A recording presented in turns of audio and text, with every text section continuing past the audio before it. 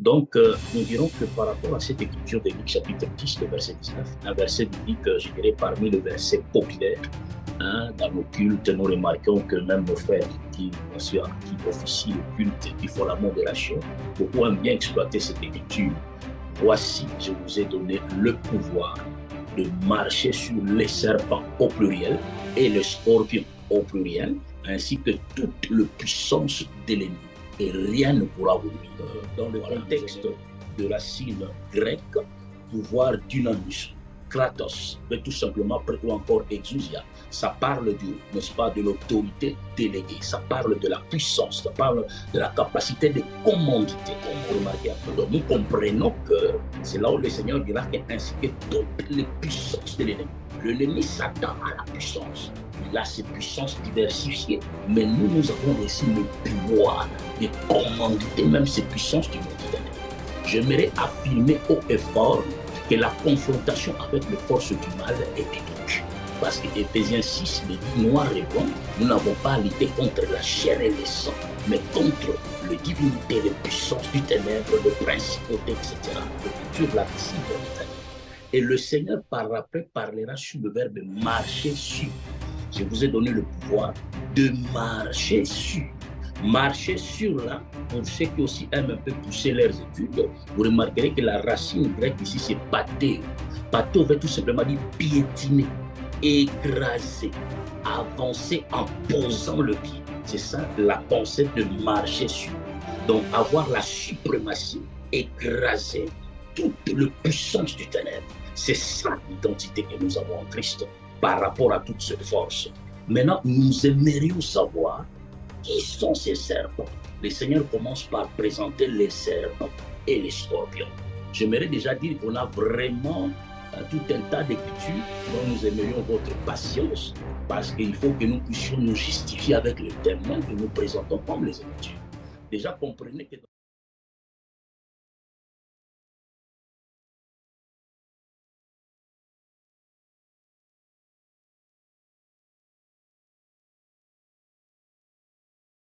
vous savez, on a beaucoup de gens qui n'ont pas aussi l'éducation de base. Parce qu'il y a des prédicateurs, quand ils prêchent, tu comprends vraiment qu'il a un problème de l'éducation. Voilà. J'espère que le docteur Adélard ainsi que le docteur Roger Bouleli auront l'occasion de suivre vos propos. C'est-à-dire, on ne peut pas être saint et rester dans des dénominations. On est saint. Une femme qui ne se maquille pas, qui ne met pas de bijoux, peut-elle être considérée plus sainte que celle qui se maquille, qui porte des bijoux? Ne faites rien par esprit de parti ou par vaine gloire, mais que l'humilité vous fasse regarder les autres comme étant au-dessus de vous-même. Alors, est-ce que les frères et sœurs des assemblées dites des saints se doivent d'avoir ce comportement envers ceux qu'ils appellent Bituluku, ou c'est seulement entre vous? Shalom, bien-aimés dans le Seigneur, et bienvenue dans votre émission Méditons avec Safi. Aujourd'hui, nous allons parler des saints. Nous allons comprendre ce qu'est un saint à la lumière des Écritures. Mais aussi, nous allons parler de la foule, que plusieurs appelleront Bituluku. Pour cela, je salue notre invité du jour, qui est le prophète Jean Willy, qui va prendre soin de se présenter. Shalom, prophète. Shalom, ma sœur Safi, shalom à tous les bien-aimés qui nous suivent partout dans le monde. C'est votre serviteur Jean-Willy Mbanzasui, les prophètes. Je suis un prédicateur de l'Évangile. Je suis membre des assemblées des saints. Merci. J'entends qu'il y a des travaux de votre côté, là-bas où vous êtes, mais je pense que ça ne va pas trop gêner. Le bruit de fond est assez étouffé, donc je pense que ça va aller et je pense que ça va aussi pour vous. Oui, il y a des travaux qui se font de l'autre côté, mais le Seigneur nous a recommandé de prêcher, occasion favorable ou pas. Nous devons quand même annoncer l'évangile pour que le peuple soit édifié. Amen. Alors, merci beaucoup d'avoir accepté encore une fois notre invitation, prophète Jean-Willy. Le thème du jour a pour titre « Qui sont les saints ?» Qui sont les saints selon la parole? Alors, ma première question est celle-ci. comment peut-on reconnaître un saint? Et puis, qui sont vraiment les saints, les vrais saints, selon la parole de Dieu, s'il vous plaît, prophète Jean-Willy? Une très belle question. Les saints, ce sont les sanctifiés. Les sanctifiés, c'est-à-dire Israël en Égypte. Le Seigneur envoie l'agneau, l'agneau est immolé. Après l'immolation de l'agneau, il les appelle hors de l'Égypte parce que l'Égypte, c'était la foule. Dieu ne pouvait pas s'aimer en Égypte. Dieu ne pouvait pas donner la forme de son peuple en Égypte. Il les a tout d'abord sauvés, c'est-à-dire justifiés, et il les sépare des nations pour les amener dans le désert. C'est-à-dire un saint, c'est celui qui est séparé d'eux pour qu'il soit au service de quelque chose. C'est ça les saints. Ce sont les sanctifiés appelés hors d'eux pour être au service de quelque chose. Alors les saints, ce sont les gens qui ont tout d'abord reçu la vraie parole bien sûr, parce que toute parole ne purifie pas, toute parole ne justifie pas. Comme Moïse disait à Pharaon, en Égypte, il était clair pour dire que si nous adorons ici en Égypte, nous serons lapidés, parce que l'Égypte, c'est la foule. Alors, nous serons lapidés. Il faut que nous sortons de l'Égypte, c'est-à-dire une fois mangé l'agneau, visité par le vrai prophète qui a reçu l'appel divin, être séparé de l'Égypte, ce sont les saints. Voilà, c'est ça les saints. Merci beaucoup, prophète Jean-Willy. Cependant, c'est vrai que vous puissiez utiliser, nous avons compris, hein, pour d'autres, effectivement, mais quelqu'un qui ne connaît pas la Bible, quelqu'un qui n'a pas la lecture biblique, avec votre langage, pourrait peut-être s'embrouiller ou ne pas comprendre. Si maintenant, pour aller avec un langage plus simple, que pouvez-vous dire au sujet des saints, s'il vous plaît? Très belle question, Sir Safi. C'est-à-dire, un saint, l'Égypte que j'utilise ici, c'est le langage du monde. Celui qui est dans le monde, dans le péché, il y reçoit le Seigneur Jésus-Christ, il y reçoit la parole. Cette parole le justifie, le sépare de ses anciennes habitudes, je voulais dire. Il sort du monde pour vivre en nouveauté de vie, tout en gardant la vraie parole, la saine doctrine. C'est celui-là qui est appelé saint. Il a reçu le pardon du péché, justifié parce que de sa propre justice, il ne pouvait pas être sauvé. Il a compris que Jésus-Christ est mort à la croix de Golgotha pour lui. Il répand sa vie à la croix de Golgotha. Il est justifié et il reçoit le pardon du péché pour commencer la nouveauté de vie. Celui-là est saint. Il est séparé d'eux. Voilà, c'est ça. Pourquoi l'Égypte est-il typifié comme étant le monde? Et comment pouvez-vous définir le monde, le système du monde, en fait? Très belle question. Dans le livre d'Ésaïe, chapitre 30, verset 1er, Dieu lui-même dit, ne descendez pas en Égypte. L'Égypte, c'était le langage que Dieu a utilisé parce que dans le livre de Romains, chapitre 15, verset 4, le bien-aimé Paul nous a aidé à comprendre que tout ce qui a été écrit d'avance l'a été écrit pour notre instruction, afin que par la consolation que donnent les Écritures, nous possédons l'espérance. C'est-à-dire, Dieu a utilisé l'Égypte comme un langage du monde, un langage du péché, un langage de la servitude, parce que Israël n'était pas né en Égypte, il était né dans Canaan, mais en Égypte, ils deviennent les esclaves. C'est comme nous étions dans l'éternité, venir dans le monde. Dieu utilise l'Égypte comme l'image du monde, là où il y a un pharaon, il y a les corvées, il y a les inspecteurs, il y a les lieux où les enfants de Dieu perdent leur identité, ils sont dans l'esclavagisme de la chair, du monde, du diable. C'est comme cela que Dieu se sert de l'Égypte comme le langage du monde. Et le monde aujourd'hui, c'est tous ces systèmes qui nous entourent, c'est-à-dire que le monde, comme Israël avait, et comme Égypte avait un pharaon, aujourd'hui c'est le diable. Comme Égypte avait les esprits chargés des travaux difficiles, aujourd'hui nous avons les démons, les esprits, même les faux prédicateurs aussi, qui chargent le peuple du corvée. Voilà, c'est un peu ça le langage du monde. Merci beaucoup. Alors, une question assez spéciale. Un musulman peut-il être considéré comme étant saint, s'il vous plaît? Non, non, il n'est pas saint parce que pour être saint, il faut recevoir tout d'abord l'évangile de Jésus-Christ. L'évangile de Jésus-Christ. Un musulman ne peut pas être considéré comme saint parce qu'il n'est pas justifié. C'est-à-dire, les bonnes œuvres des hommes sur la terre, c'est comme le vêtement souillé, comme a dit le prophète Ésaïe. Quelles que soient les bonnes œuvres que les gens peuvent faire réaliser, mais s'ils ne viennent pas à l'œuvre de la croix, c'est-à-dire c'est le Seigneur Jésus-Christ qui nous justifie, parce qu'on ne peut pas être saint si on n'est pas justifié. L'homme né du péché ne peut pas être déclaré saint.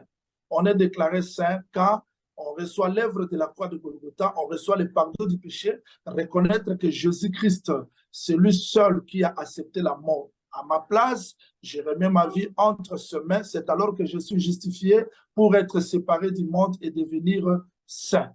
Donc, celui qui n'a pas reçu le Seigneur Jésus-Christ ne peut pas être saint.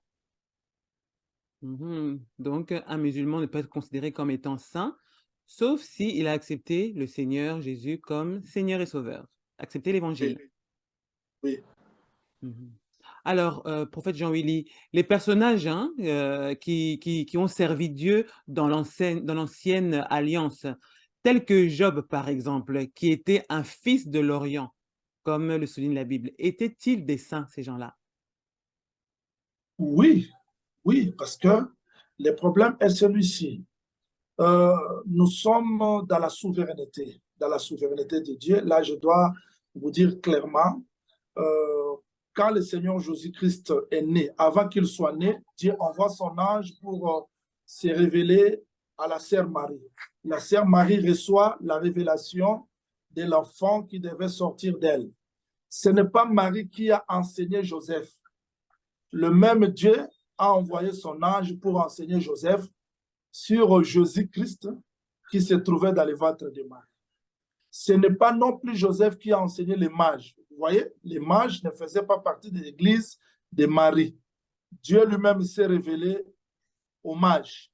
Le même Dieu qui s'est révélé à Marie, Joseph, les mages, les bergers. C'est-à-dire que Job n'était pas israélite. Il était à l'Orient, mais cela n'a pas empêché Dieu de se révéler à lui. Dieu est souverain pour se révéler à qui qu'il soit, pourvu que cette révélation soit vérifiée au reste des Écritures. C'est-à-dire que si Dieu se révèle à Marie, à Joseph, aux mages de l'Orient, aux bergers, vous allez voir que toutes ces révélations se convergent vers le Seigneur Jésus-Christ. Donc si Marie témoigne, Joseph, les bergers, les mages, c'est la même chose. Alors, Job, c'est un saint parce qu'il a reçu la révélation. Il a été enseigné par Dieu lui-même et ce qu'il a enseigné est confirmé par les restes des Écritures. Merci. Je pense que c'est assez clair. Alors, nous allons continuer.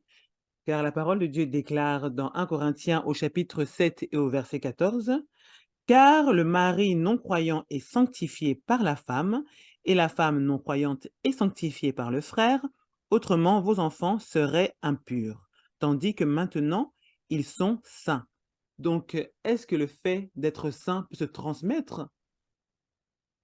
Non.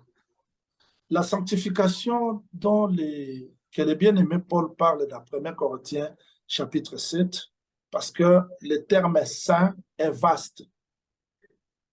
On peut utiliser la sainteté pour les objets, pour les hommes, mais ici, nous restons dans les termes des gens qui sont sauvés et destinés à la vie éternelle.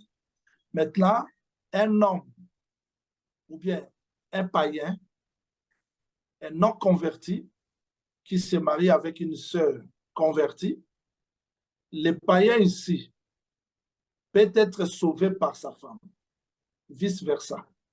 Alors, les enfants sont sanctifiés. Les enfants sont sanctifiés, c'est-à-dire que les enfants ont une sécurité. Je vous donne un petit exemple pour que les gens comprennent bien. Quand le déluge est venu dans le monde, Noé et ses enfants étaient sauvés. Ce n'étaient pas les enfants de Noé qui avaient cru, c'était Noé qui avait cru. C'était Noé qui était juste. Ses enfants étaient sauvés, sanctifiés à cause de Noé. Mais même les bébés qui n'avaient pas l'âge de la responsabilité, parce que leurs parents n'avaient pas cru à la parole, ils ont Donc, ces enfants-là sont morts, ont péri avec leurs parents. Alors, la sanctification, là, c'est en termes de la sécurité. C'est comme dans le pays d'Égypte, un bébé égyptien, un bébé hébreu, c'est différent. C'est-à-dire que quand la plaie tombe, ça peut frapper chez les Égyptiens. Tandis que les Israélites ils sont sauvés avec leurs enfants. C'est un peu ça le terme de la sanctification, c'est-à-dire que la protection. Mais cette sanctification n'a rien à voir avec le salut. Parce que le salut, il faut que les gens croient au Seigneur Jésus-Christ. Maintenant, un enfant qui n'a pas encore atteint l'âge de la responsabilité, il est sanctifié à cause de la foi de ses parents.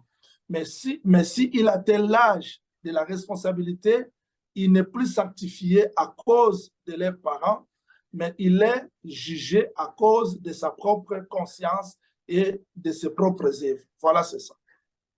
Ah, alors vous allez nous dire dans ce cas-là, quel est l'âge de la responsabilité? Parce que c'est lié à l'âge, hein? Vraiment l'âge ou lié à une certaine maturité? Oui. Donc, c'est-à-dire qu'un mineur, un enfant qui ne sait pas distinguer le bien et le mal, il est attaché à la foi de son père, de sa mère, parce qu'il peut aller prier sans avoir la connaissance, mais si une fois il atteint l'âge de la maturité du jugement, là, il porte sa propre responsabilité.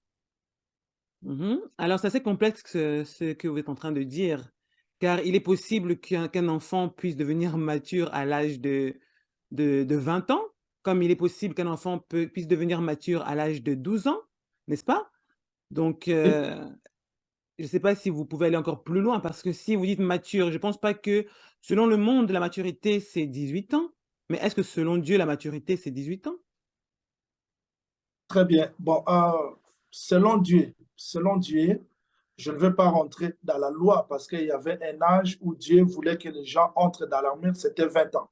Mais ici, je parle de l'âge de la conscience. L'âge de la conscience, parce que dans Nombre chapitre 1er, Dieu prenait les hommes et les considérait matures à entrer dans l'armée, dans le service militaire à l'âge de 20 ans. Mais ici, je parle de la maturité, c'est-à-dire quelqu'un qui sait dire non et oui, quelqu'un quelqu'un qui peut avoir la responsabilité de sa propre vie. À ce moment-là, il n'est plus lié à ses parents. Il est jugé par lui-même. Voilà, c'est ça. Donc, quelque part, en réalité, c'est Dieu seul qui peut définir, en fait, cette étape de maturité, n'est-ce pas? Oui, mais parce que nous, comme les parents, nous savons quand est-ce que les enfants deviennent matures, quand est-ce que les enfants savent dire non et oui à quelque chose. Et Dieu, par son esprit, il peut nous donner la possibilité comme pasteur de distinguer. Parce que, par exemple, avant d'établir quelqu'un dans une charge de responsabilité dans l'église locale, comme un ancien, tout consort, on doit tenir compte de ses enfants. Alors, les enfants mineurs, on ne peut pas juger les parents par rapport aux enfants mineurs. Mais quand les enfants atteignent l'âge de la maturité, c'est-à-dire l'âge de dire oui, non, de la responsabilité, à ce moment-là, on peut juger un ancien par rapport à l'éducation de ses enfants. Bon, je vais en fait essayer de pousser le bouchon un peu plus loin avant de continuer. Un couple chrétien perd leur, oui, perd leur enfant qui aura peut-être 16 ans. Cet enfant est-il sauvé, oui ou non? Mais 16 ans, il est déjà mature. 16 ans, il est déjà mature. 10 Il ans, peut, pardon? 10 ans. Non, 10 ans, il est lié à la foi de ses parents. Ah, ok. Bon. J'espère que le docteur Adélard ainsi que le docteur Roger Bouleli auront l'occasion de suivre vos propos. Ok, nous allons continuer. J'ai entendu à plusieurs reprises des membres des assemblées dites des saints, donc assemblées dont vous faites partie, nommer Oui. les autres assemblées les Bituluku.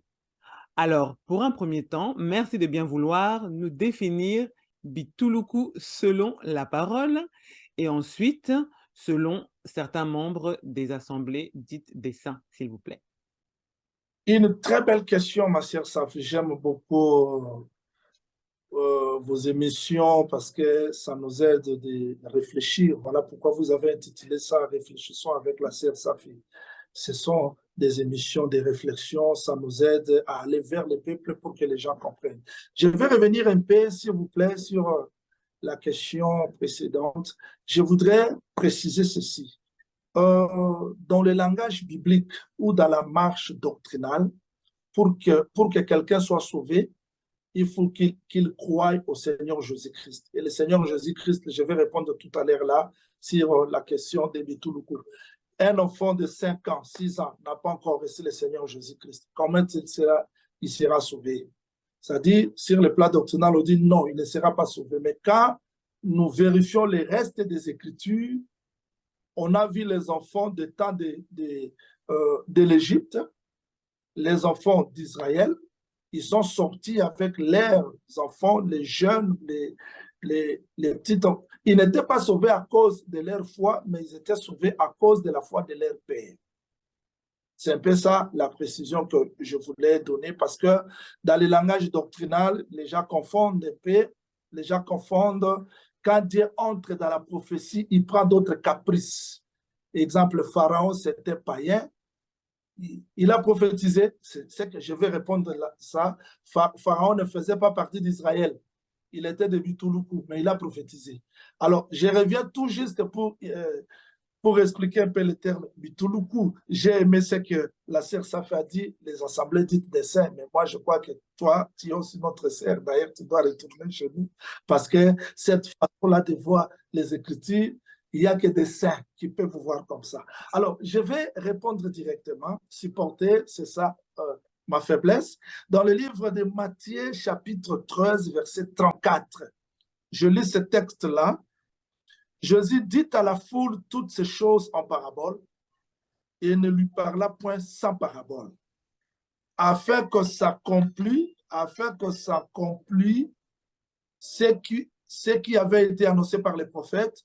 J'ouvrirai ma bouche en parabole, je publierai des choses cachées depuis la création du monde. Alors il renvoya la foule et entra dans la maison. Ses disciples s'approchèrent de lui et dit, explique-nous la parabole de l'ivraie et du champ. Quand nous remontons toujours dans le même chapitre de Matthieu, chapitre 13, verset 10, les disciples s'approchèrent et lui dirent, pourquoi leur parle-t-il en parabole?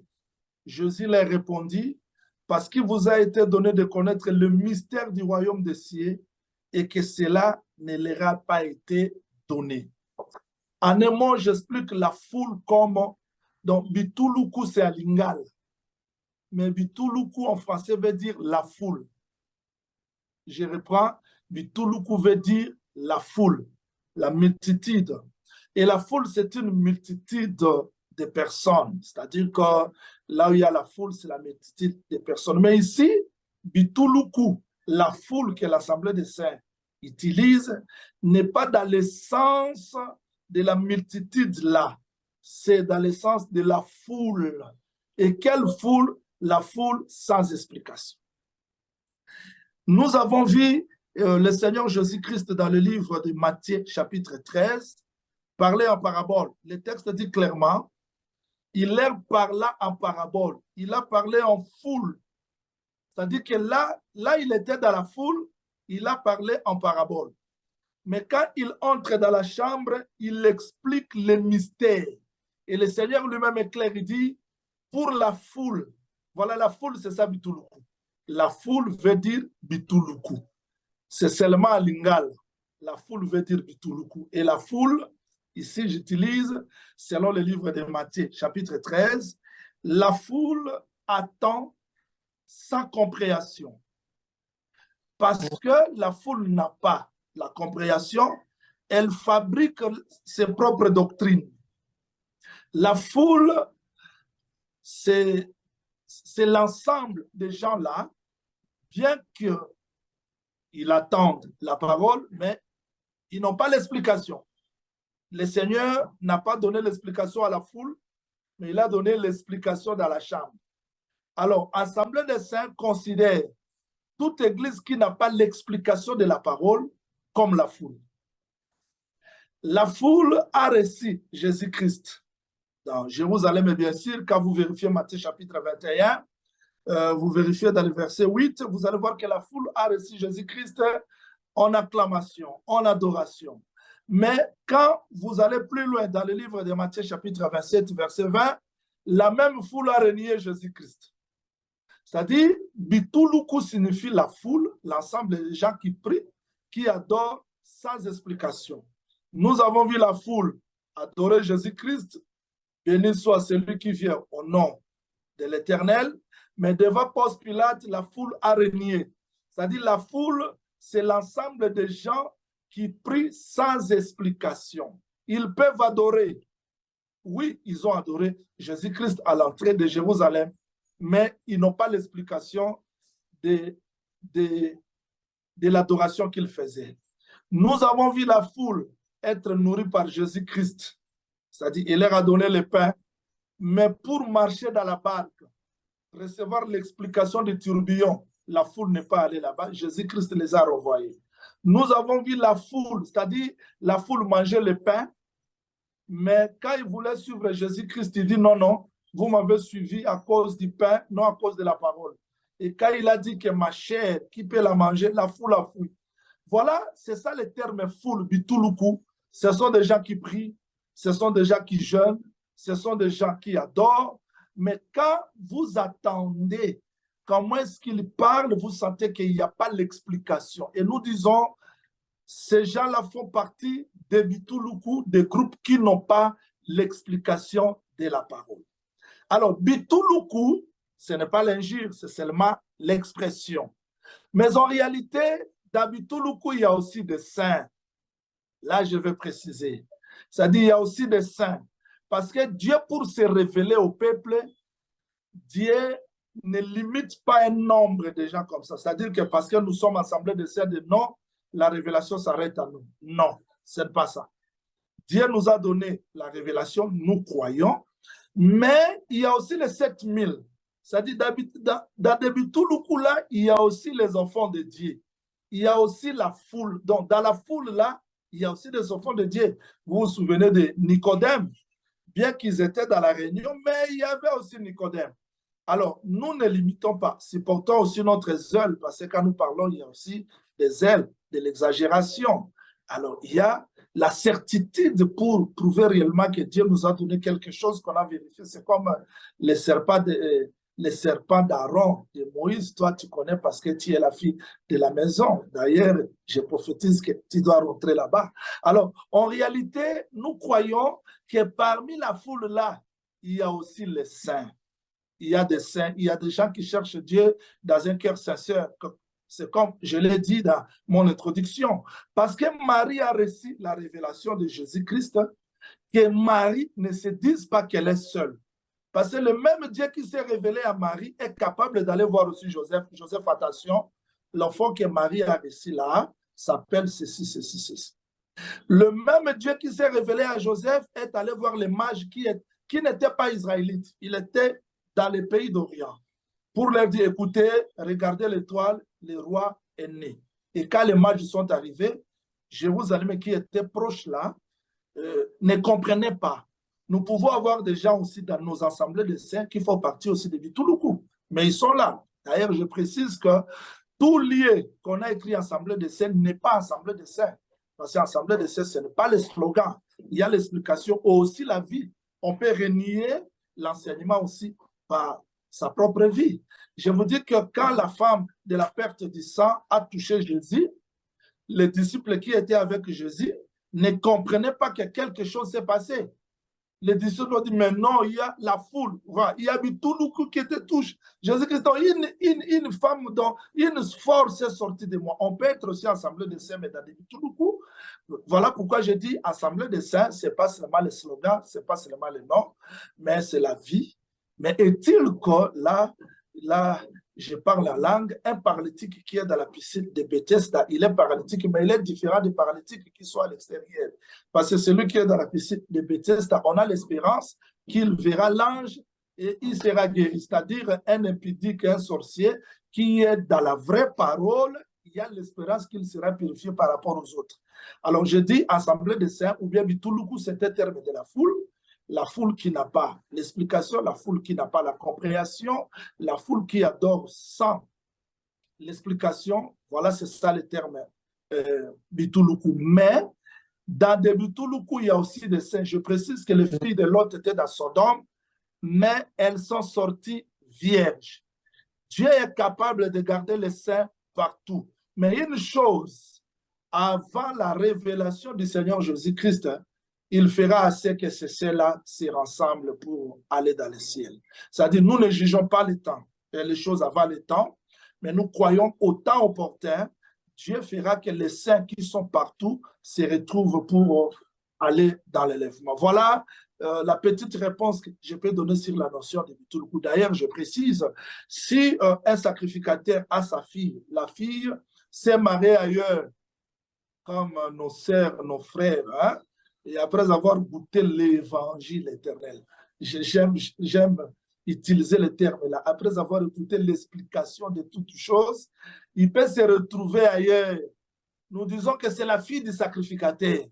Là où elle est partie, si elle ne met pas au monde, elle retournera pour manger les choses saintes. C'est comme la naisse là était attachée quelque part dans les faux enseignements, mais personne ne s'est monté, personne n'est monté dessus.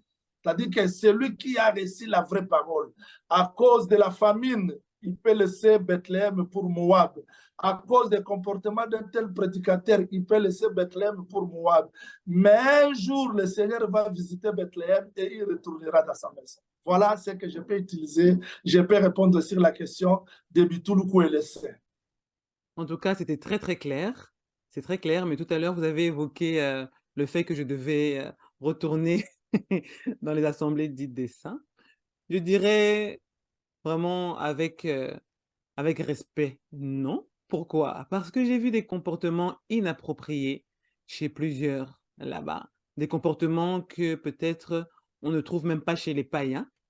Donc, voilà un peu. Je n'ai pas duré là-bas, hein. J'ai c'était peut-être 3 mois environ, jusqu'à ce que, voilà, l'Éternel Dieu qui parle à moi qui suis aussi sainte, hein, m'a dit de partir. Et par la suite, j'ai vu vraiment des événements qui ont fait que ben, je devais partir. Donc Dieu ne ment pas.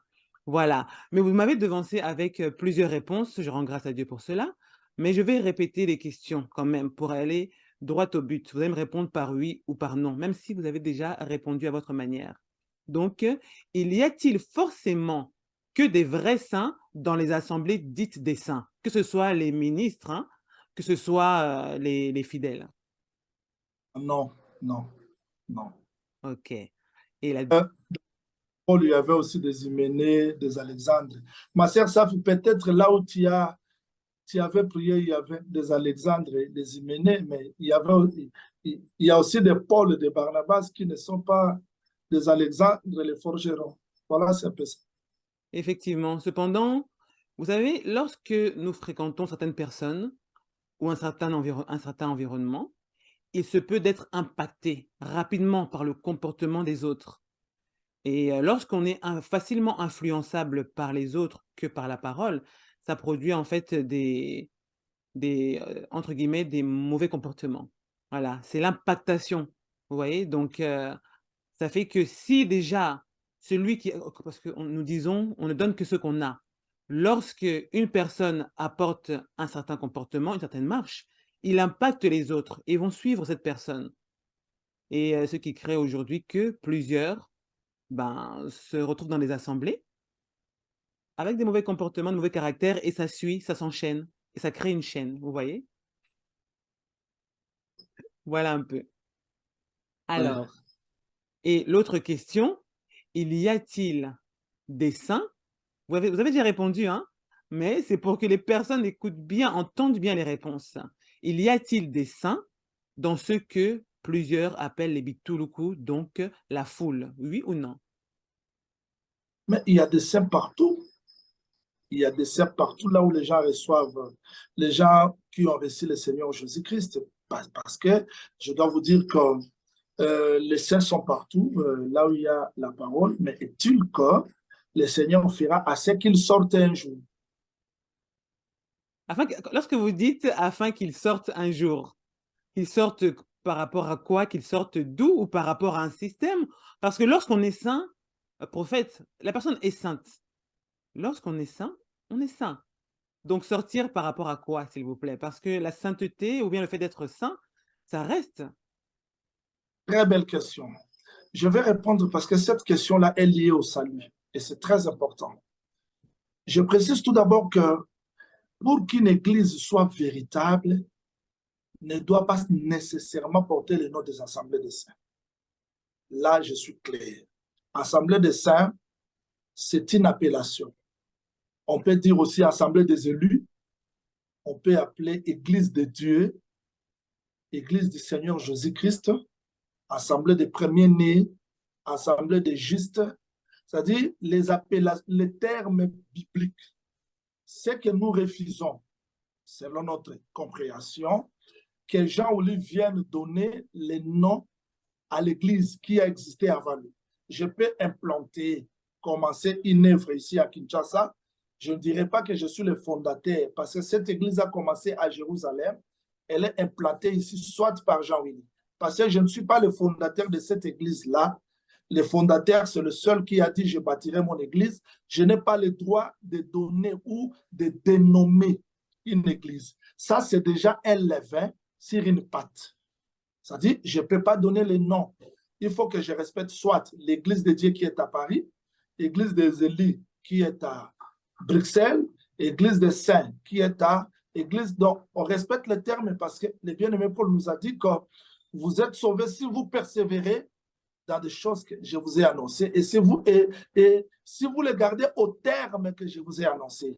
C'est-à-dire que quand je donne déjà les noms à l'œuvre du Seigneur, ça sort selon les modèles. D'autant plus que dans le livre des Actes, chapitre 15, verset 14, le bien-aimé Jacques était clair pour dire qu'il a jeté les regards parmi les nations pour faire sortir du milieu d'elle un peuple qui porta son nom.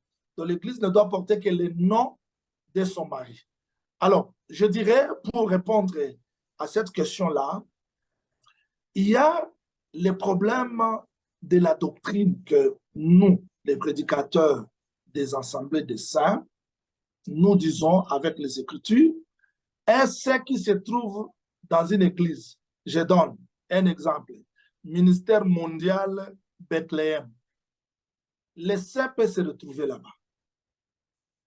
Il prie, il craint Dieu, il a la sémence de l'éternité. Alors, Dieu fera à cette sainte-là quelque chose cloche dans son cœur. Et un jour, il posera la question à son pasteur. Et nous avons vu comment est-ce que le peuple de Dieu dans la Bible posait des questions. Et jusqu'à ce que cette saint-là, ou bien ce saint-là, va retrouver le droit chemin. C'est-à-dire, on ne peut pas être saint et rester dans des dénominations. On est saint, mais un jour, Dieu fera à ce que la personne comprenne la vérité dans la totalité, comme Apollos, qui était repris par Aquilas et la sœur là. C'est-à-dire que si on est saint, on reste dans une église que nous appelons Bituluku, vous êtes saint. Mais dans la suite du temps, Dieu fera à ce que vous soyez récupérés. Voilà, c'est ça. Vous savez, Mais dire qu'elle reste dans le mal, parce que, écoutez-moi très bien, ma sœur Safi, et les gens qui me suivent. Je vais me répéter pour que les gens ne disent pas que le prophète Jaouli s'est contredit. Je dis, il y a des saints partout. Et cela ne veut pas dire que dans des assemblées dites de saints, tout le monde qui prie là-bas est saint. Non, je ne crois pas comme ça. Je ne crois pas. Et là où il y a les Bituluku, tous les gens qui prient là-bas sont perdus. Je dis non. Mais Dieu, dans sa souveraineté, qui a des saints partout, fera à ce qu'un jour, ces saints-là retrouvent la voie de la vérité dans la totalité. Job était saint. Nous avons vu les mages qui ont reçu la révélation. Mais dans la suite du temps, on les a vus adorer dans le même lieu. C'est-à-dire les mages, Joseph, Marie, berger, qui avaient reçu des révélations séparées, on doit les voir adorer tout autour du Christ pour confirmer réellement que les révélations là qu'ils avaient reçues provenaient de Dieu. Comment Dieu peut envoyer sa révélation et nous laisser disperser? Non. Dieu fera à ce que des approches se fassent d'une manière ou d'une autre pour que le peuple soit perfectionné. Parce qu'après tout, le salut, les gens doivent être perfectionnés par l'exercice des ministères de la parole. Voilà, c'est ça. Justement, prophète Jean-Willy, vous dites que les saints en question doivent retrouver le chemin, n'est-ce pas, afin d'accomplir, en fait, afin de fonctionner selon la parole et cela dans la totalité. Mais ce que vous dites là, c'est valable pour tout le monde qui est en vie ici-bas, parce que personne n'est parfait, n'est-ce pas? Personne ne pratique la parole dans sa totalité, si je puis dire, personne n'adore dans une certaine totalité. Nous sommes appelés à atteindre la maturité parfaite en Christ. C'est un processus. Et lorsque vous dites que Dieu va regrouper ou va conduire ces gens-là dans le chemin, en fait, c'est que je ne pense pas, pour ma part, corrigez-moi si je me trompe, je ne pense pas que ce chemin en question est forcément lié à un lieu, mais il est lié à un style de vie. Voyez-vous? Oui, je vous suis.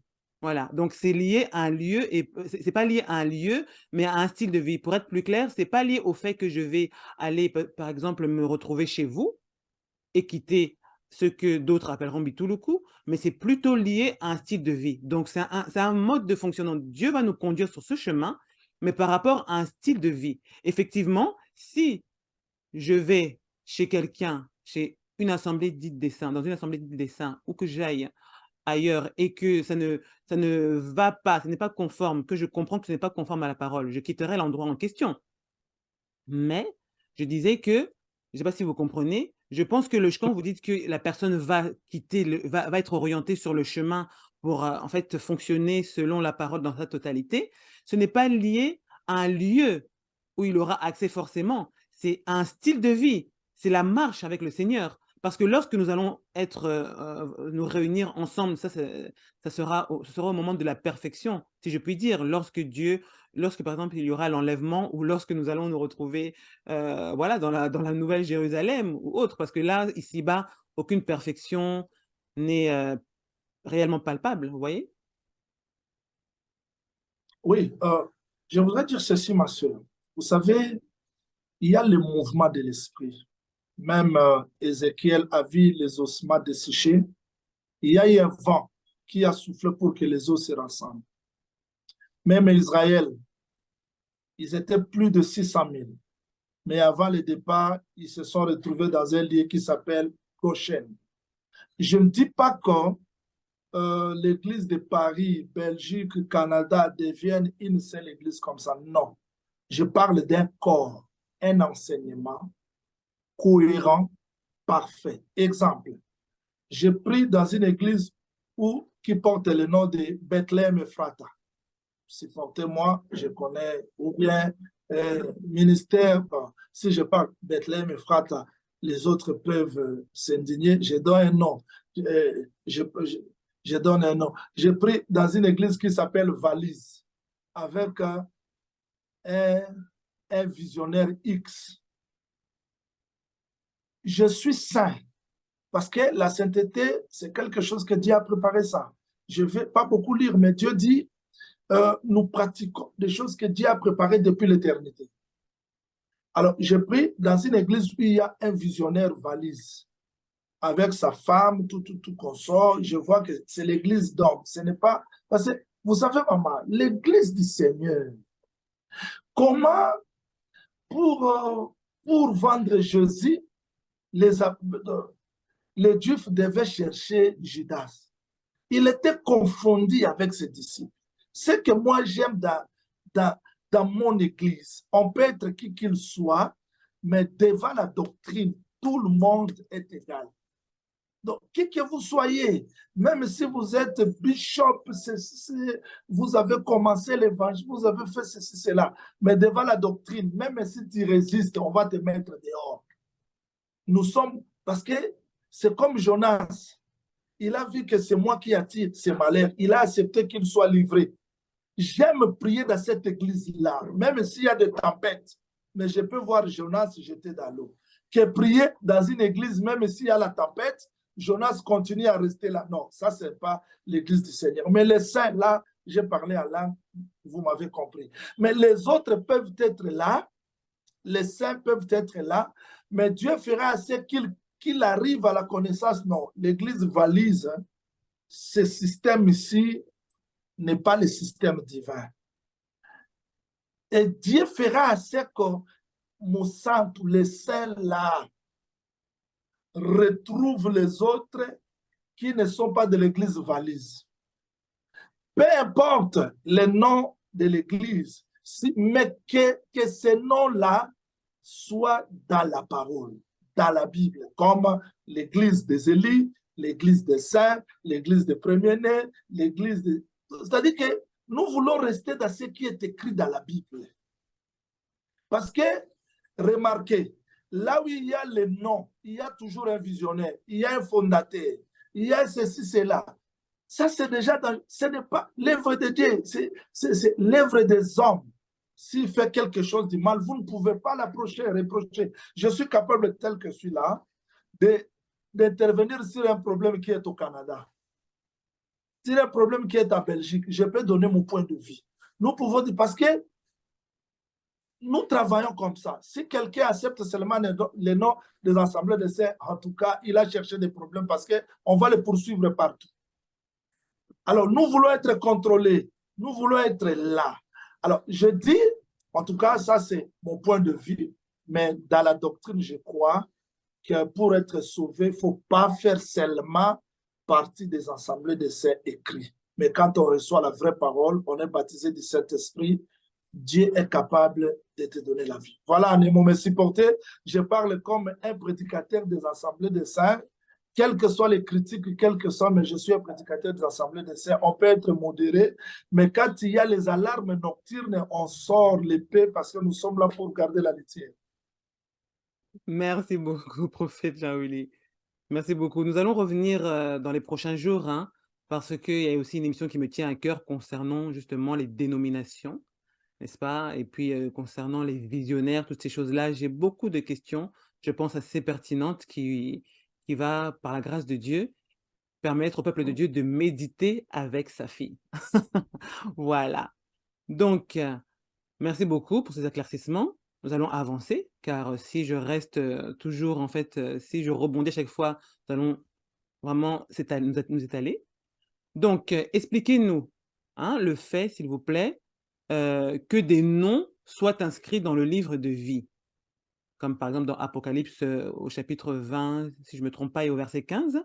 Et aussi, expliquez-nous, un nom est inscrit dans le livre de vie depuis l'éternité ou à partir du moment où un homme ou une femme accepte le Seigneur Jésus-Christ hein, comme Sauveur, Seigneur. Une très belle question. D'ailleurs, que le Seigneur vous bénisse d'avance. Une très belle question. Apocalypse 20, verset 15. On doit les marier parce que les Écritures ne peuvent pas être interprétées d'une manière isolée, particulière, mais il faut les rassembler. Quand nous prenons Apocalypse chapitre 20, verset 15, je vais les lire. Apocalypse chapitre 20, verset 15. Apocalypse chapitre 20, verset 15. Je cherche le texte. Apocalypse chapitre 20, verset 15, il est écrit « Quiconque ne fut pas trouvé écrit dans les livres de vie fut jeté dans les temps du feu. » Nous ajoutons pour la meilleure compréhension, parce qu'il faut rassembler les Écritures, nous ajoutons Philippiens chapitre 4, verset 3. « Et toi aussi, fidèle collègue, oui, je t'ai pris de les aider, elles qui ont combattu pour l'évangile avec moi, et avec Clément et mes autres compagnons d'œuvre dont les noms sont dans les livres de vie. » Nous prenons Apocalypse chapitre 3. Nous prenons Apocalypse chapitre 3. Je lis le verset 5. « Celui qui vaincra sera revêtu ainsi de vêtements blancs, je ne effacerai point son nom du livre de vie. Je confesserai son nom devant mon Père et devant ses anges. Nous ajoutons Psaume. Ça doit être Psaume chapitre 69. Psaume chapitre 69. Psaume chapitre 69, je lis le verset 28-29. Ajoute des iniquités à leur iniquité, qui n'aient point part à ta miséricorde, qui soient effacés du livre de vie, qui ne soient pas inscrits avec les justes. Au juste, Dieu utilise le langage humain pour nous faire comprendre ce qui est divin. C'est-à-dire, Dieu se sert du naturel pour expliquer le spirituel. Dieu se sert de l'inconnu pour expliquer l'inconnu. Dieu se sert des choses visibles pour expliquer ce qui est invisible. Si nous parlions de sa divinité, on ne comprendrait jamais. Voilà pourquoi il s'est servi des choses naturelles. Quand Dieu se sert des livres, c'est pour donner l'idée de souvenir de ce qui est écrit. Mais au ciel, il n'y a pas un livre qui est appelé livre de vie. Alors, pourquoi il s'est servi des livres? Pour nous inculquer la pensée. Mais en réalité, le bien-aimé Paul dit que ce que Dieu a connu d'avance, ce que Dieu a connu d'avance, il les a appelés, justifiés, sanctifiés, glorifiés, à être semblables à l'image de son Fils. C'est-à-dire, l'image de son Fils, là, c'est ce qui était au commencement. Parce qu'avant que Dieu connaisse les gens, il a connu le Fils au commencement. Donc, il nous a élus dans lui avant la fondation du monde. Au juste, le Seigneur Jésus-Christ, c'est lui le livre de vie. En lui, Dieu nous a connus.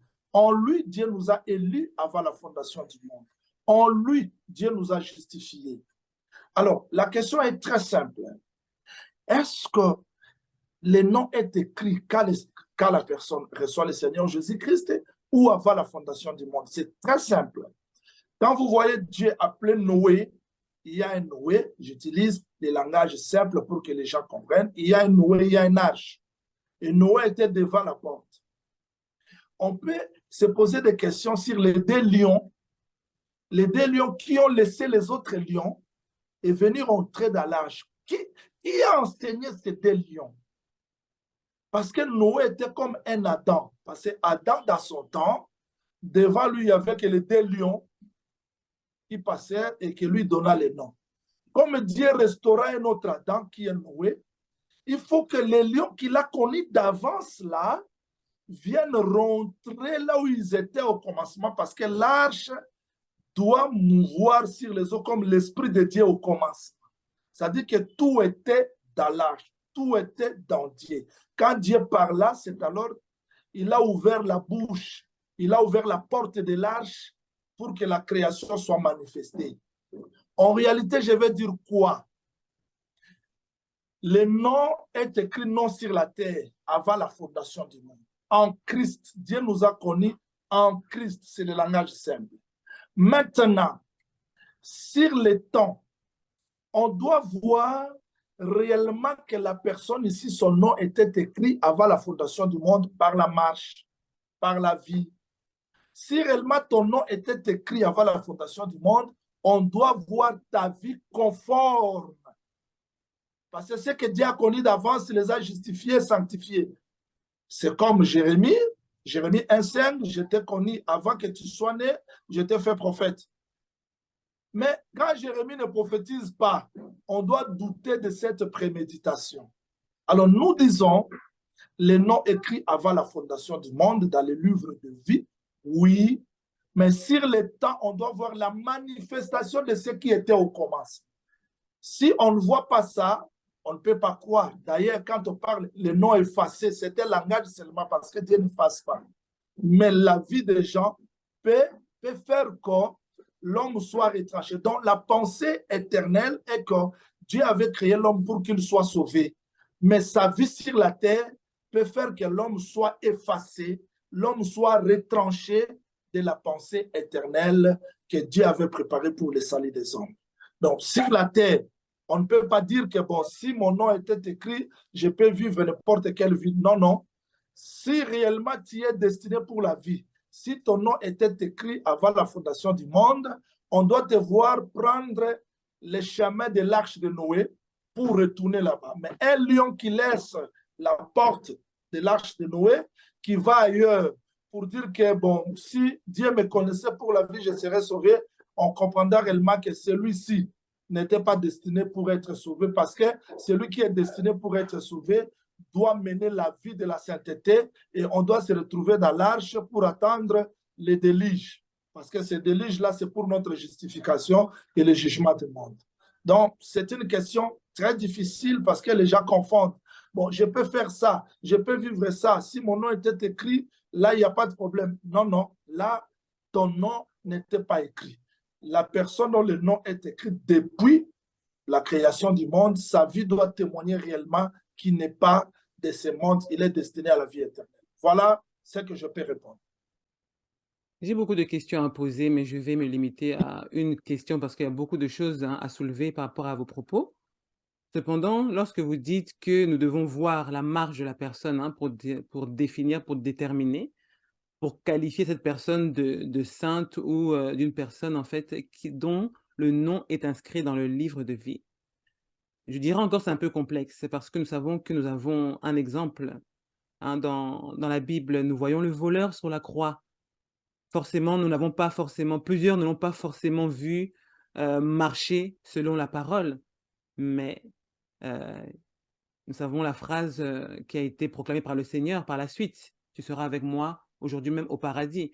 Donc, il est possible que nous ayons affaire à des voleurs, des assassins, des violeurs. Voilà, c'est un peu dur, mais à la dernière minute, ces personnes-là iront avec le Seigneur, ou je peux dire que leurs noms sont inscrits dans le livre de vie, n'est-ce pas? Une très belle question. Les gens confondent un peu la sœur Safi. Les gens confondent le salut avant la mort de Jésus-Christ et après la mort de Jésus-Christ. Avant Christ, avant sa mort et sa résurrection, le voleur a cru, il est sauvé. Après la résurrection, il y a une formule. Celui qui croira, qui sera baptisé, sera sauvé. Celui qui ne croira pas sera condamné. Ça, c'est notre marche. Parce que les gens disent, bon, les voleurs là n'étaient pas baptisés. C'était avant. Mais après, il y a une procédure. Je veux dire ceci. Je lis ensemble avec les bien-aimés Paul. Paul dit ceci. J'exhorte Évodie, j'exhorte Sertiche, Philippiens 4, 2, 3, à être d'un même sentiment dans le Seigneur. Et toi aussi, fidèle collègue, oui, je t'ai pris de les aider, elles qui ont combattu pour l'évangile avec moi et avec Clément et mes autres compagnons d'œuvre, dont les noms sont dans les livres de vie. Ici, Paul témoigne les gens vivants qu'en tout cas, de telles personnes, leur nom se trouve dans les livres de vie. Je ne parle pas de quelqu'un qui a commencé la... Non, non. Quelqu'un qui a marché jusqu'à la fin. Parce qu'on juge la personne non seulement au début, milieu, mais la fin. D'ailleurs, on doit imiter les gens qui nous ont précédés et voir comment était leur fin. Parce que c'est la fin qui détermine. Écoutez-moi très bien. On peut voir l'ivraie croître ensemble avec les bleus. On ne peut pas. D'ailleurs, les maîtres avaient dit, ne jugez rien avant. Mais qu'on voit comment est-ce que l'état de la moisson, parce que c'est la moisson qui va expliquer ce qui a été semé. Les voleurs là avaient la sémence de l'éternité. Parce que ce n'était pas un hasard. Voir Jésus-Christ nu et comprendre que tu es le Dieu. Voir Jésus-Christ abandonné, comprendre que Christ reviendra dans son royaume. Sœur Safi, les voleurs avaient la révélation plus que les apôtres. Parce que quand Jésus-Christ ressuscite, les apôtres posent la question, et c'est dans ces temps-ci que tu vas rétablir le royaume. Mais le voleur à la croix a expliqué la ligne prophétique. Il dit, ne crains-tu pas, celui-ci c'est un Dieu, c'est un saint. Souviens-toi de moi quand tu viendras dans le royaume. C'est-à-dire, il précise, donc il donne l'exactitude. Je ne veux pas interpréter ça parce qu'il représentait tout un peuple. Parce que la droite l'a enseigné la totalité. Donc, le voleur donne la précision.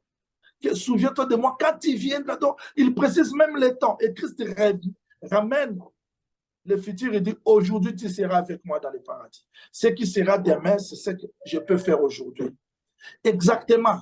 C'est-à-dire, quelqu'un peut être assassin, voleur, tout comme ça, mais nous voyons sa vie. Certainement, on va dire, celui-ci, son nom était écrit dans le livre de vie. On n'est pas pressé, mais nous avons le Saint-Esprit pour non, la vie que la personne mène, ça prouve qu'il est destiné à la vie éternelle. Ce qui nous est pas donné l'autorisation de juger avec l'État, avant l'État plutôt, qualifier ça destiné à l'enfer. Non, non.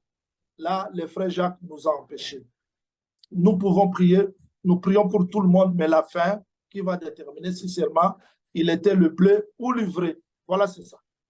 Très important, donc d'où en fait, il faut vraiment avoir la sagesse pour pouvoir ouvrir la bouche et ne pas ouvrir sa bouche n'importe comment, proclamer des choses n'importe comment. Comme vous avez pu le dire, celui-ci ira en enfer, tu es... Bon, ne pas juger avant le temps, c'est très clair. Tout ça, en fait, ces questions, c'est toujours lié au thème, hein, n'est-ce pas? Pour comprendre qui est saint et pour comprendre, en fait, notre manière de nous comporter les uns envers les autres. C'est très important. Voilà. Alors, nous tendons vers la fin. C'est une question. Une femme qui ne se maquille pas, qui ne met pas de bijoux, peut-elle être considérée plus sainte que celle qui se maquille, qui porte des bijoux? Pour parler plus sainte, c'est un peu dur. C'est un peu dur. Mais est-il que la sœur qui ne se maquille pas, qui ne met pas de bijoux, elle respecte une portion de l'écriture. Et c'est la totalité. On ne peut pas mettre des bijoux, ne pas se maquiller et être calomnieuse, sorcière. Cela ne prouve pas que tu es soumis. Mais il faut la totalité. Il faut la totalité parce que le bien-aimé Paul a recommandé à Tite d'enseigner les femmes d'avoir l'extérieur qui convient à la sainteté. D'avoir l'extérieur qui convient à la sainteté. L'extérieur qui convient à la sainteté. C'est-à-dire une sœur qui ne se maquille pas, qui ne met pas de bijoux, elle respecte une portion de l'écriture, mais ce n'est pas ça la totalité de la doctrine. Donc, on ne peut pas voir une sœur comme ça à bijoux et commencer à la diaboliser. Non, ce n'est pas ça. Au contraire, si réellement nous avons la vérité, cette vérité doit nous pousser à avoir l'amour. Écoutez, ma sœur Safi, Jésus-Christ, s'il avait prêché, d'ailleurs, il était plus catégorique vers les pharisiens, les sadducéens qui connaissaient, mais les prostituées pouvaient s'approcher facilement. Le pauvre peuple a besoin de l'amour. Si dans l'évangile que Dieu nous a donné, les gens peuvent découvrir l'amour, et la vie, la sainteté, parce que nous n'allons pas prouver au monde que nous avons la vérité, on parle là seulement. Et si les gens viennent comme ça, ils ne voient pas cette vérité-là, ça sera très difficile, c'est une responsabilité. Jésus-Christ était clair, il dit pour que vous sachiez que cet homme a reçu le pardon du péché, prends ton lit, lève-toi et marche. Donc, ce qui était visible témoignait ce qui était visible. Tamar, pour prouver réellement que la sémence qu'elle détenait venait de Juda, elle avait des signes extérieurs. Alors, s'il n'y a pas les signes extérieurs, le monde ne croira jamais que ce que nous avons vient de lui. Les gens doivent trouver plus l'amour, plus la sainteté, plus la haine du mal, parce que si réellement Dieu nous a donné la vraie parole, il ne doit pas nous empêcher d'avoir la justice, la sainteté, la sanctification. Donc, on ne doit pas condamner les gens qui portent, qui font ceci, cela. On doit les approcher, prêcher dans l'amour, parce qu'après tout, nous ne sommes pas capables de convertir quelqu'un. C'est le Saint-Esprit qui peut convaincre les gens. Donc, quelque part, nous avons tous, entre guillemets, tous une portion de l'écriture, comme nous avons aussi des portions de choses que nous ne faisons pas, que nous ne pratiquons pas, n'est-ce pas? Ah, mais oui, parce que vivre sur cette terre, bien-aimé Paul a dit dans la 2 Corinthiens chapitre 5, verset 6 jusqu'à 8e verset, il était clair, il dit, demeurera dans ce corps, nous demeurons loin du Seigneur. Il dit, nous nous efforçons de lui être agréable. C'est-à-dire, ce que moi je refuse, c'est la condamnation. Condamner les gens, condamner ceci, cela, non. Ça va nous amener nulle part. Au contraire, ça va les repousser. Mais il faut que les gens, parce que quand Jésus-Christ enseignait, tout le monde pouvaient venir, hein, les prostituées. Prostituées au terme de prostituées. Et prostituées, c'est-à-dire s'il faut ramener ça aujourd'hui, c'est-à-dire avec mini-jupe, avec cola, tout consomme. Mais Jésus-Christ n'a pas repoussé. Donc, l'évangile doit être capable d'attirer les gens. Et si nous sommes capables d'attirer les gens dans notre façon de parler, vivre, c'est le seul Seigneur qui sera glorifié. Donc, j'invite d'ailleurs les personnes qui nous suivent à regarder l'émission que j'avais pu faire avec le docteur Adélard. Je reviendrai peut-être un jour avec le prophète Jean-Willy à ce sujet, justement le port du bijou. Et aussi, nous reviendrons pour parler du port du foulard. C'est très important aussi. Voilà. Mais une femme qui porte des bijoux, qui se maquille, peut-elle avoir un comportement plus approprié, plus pieux que celle qui ne se maquille pas? C'est possible? C'est possible. Amen. Nous allons continuer. Je vais lire Philippiens chapitre 2, verset 3, qui nous dit « Ne faites rien par esprit de parti ou par vaine gloire, mais que l'humilité vous fasse regarder les autres comme étant au-dessus de vous-même. » Alors, est-ce que les frères et sœurs des assemblées dites des saints se doivent d'avoir ce comportement envers ceux qu'ils appellent bituluku, ou c'est seulement entre vous? Non, ces versets ici, c'est pour tout le monde, non, ma soeur. Ne faites rien par esprit de parti ou par vaine gloire, mais que l'humilité vous fasse regarder les autres comme étant au-dessus de vous-même. Le problème, c'est quoi? Israël, en sortant de l'Égypte, le Seigneur avait indiqué les nations qui devaient prendre en possession, combattre, mais il y a, parmi les nations, il y a les Édomites, il y a les Moabites, il y a les Sodomites, ils sont nombreuses. Le problème est celui-ci. Ces versets, il faut qu'un frère, parce qu'ici, il n'est pas question des ministres de la parole, c'est question, nous ne serons pas sauvés comme les prédicateurs, nous ne serons pas sauvés comme les membres des assemblées de saints, nous serons sauvés comme des enfants de Dieu. Parce qu'au ciel, il n'y a pas le nom d'une église. Là, il faudrait qu'on soit clair. Étendant d'Abraham était allé chercher Rebecca, mais il n'a pas cherché. Je suis venu chercher Rebecca, mais il a cherché l'eau. On retrouva l'eau qu'il a vu Rebecca. Donc, si nous sommes assemblés de saints, on doit chercher tout d'abord à avoir la parole de cet esprit dans nous et le reste viendra après. Ce qui est primordial tout d'abord, c'est l'eau, c'est l'esprit, c'est la parole. Je veux dire quoi en un mot? Si le Seigneur nous recommande de ne rien faire par esprit de parti ou par vaine gloire, ce n'est pas seulement au milieu de nous, c'est devant tout le monde. Tout le monde, parce que c'est à partir de ces comportements, de l'humilité, parce que lui-même, Dieu, s'est montré humble devant tout le monde. Ça, c'est la marche. Ça, ce sont les traces des brebis. Si moi, je suis brebis, je dois poursuivre les chemins où le pasteur est passé. Il y a déjà le bruit. Ça ne vous dérange pas ce bruit-là, maman? Ça va. OK. C'est-à-dire que ces versets ici nous concernent les saints et concernent tout le monde. Parce que si le Seigneur me recommande d'être humble, je dois être humble partout, dans le lieu de travail, dans ma famille, que les gens retrouvent réellement la parole dans moi, que cette parole a pris corps, même vis-à-vis des autres. Nous invitons les gens des autres églises que nous appelons les bituluku. Un chef du peuple, c'est un chef du peuple. Paul, devant les souverains sacrificateurs, il était clair, il dit, je ne savais pas parce qu'il est écrit, on ne parlera pas mal du chef d'un peuple.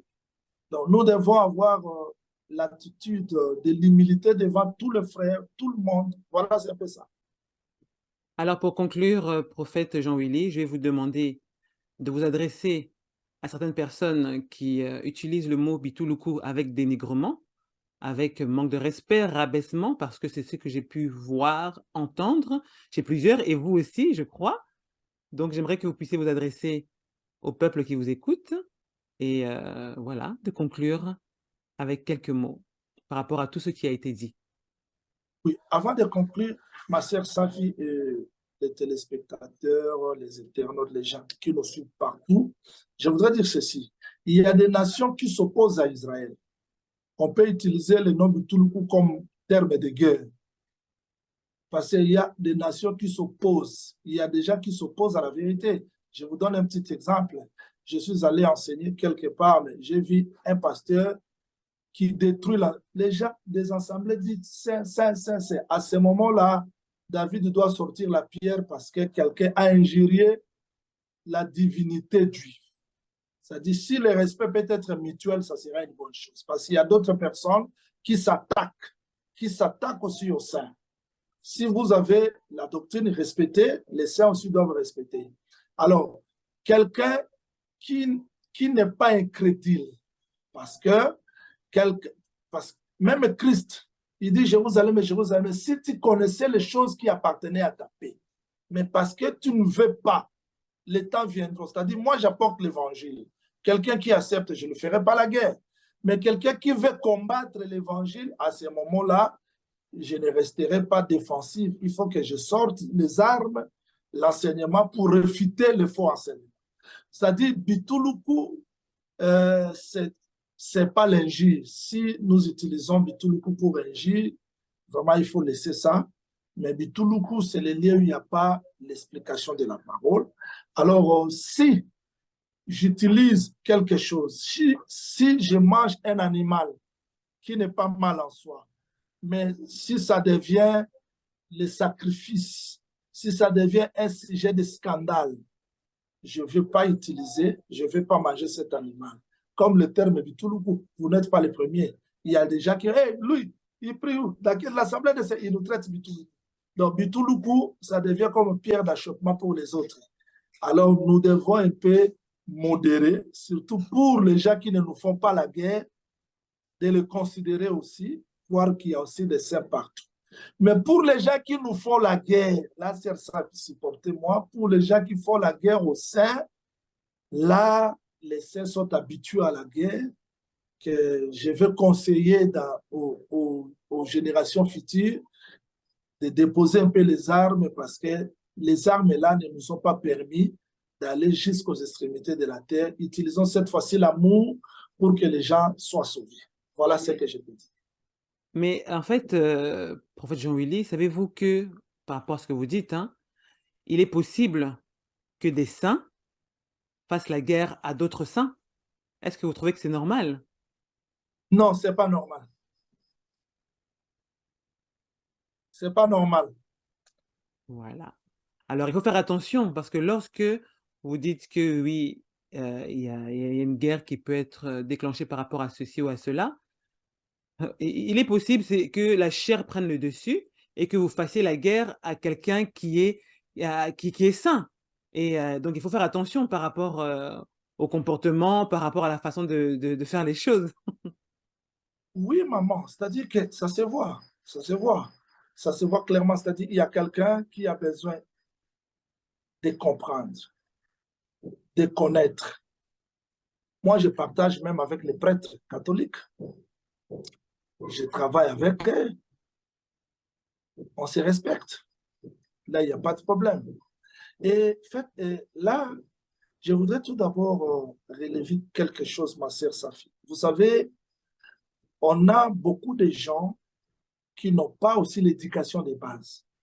Parce qu'il y a des prédicateurs, quand ils prêchent, tu comprends vraiment qu'il a un problème de l'éducation.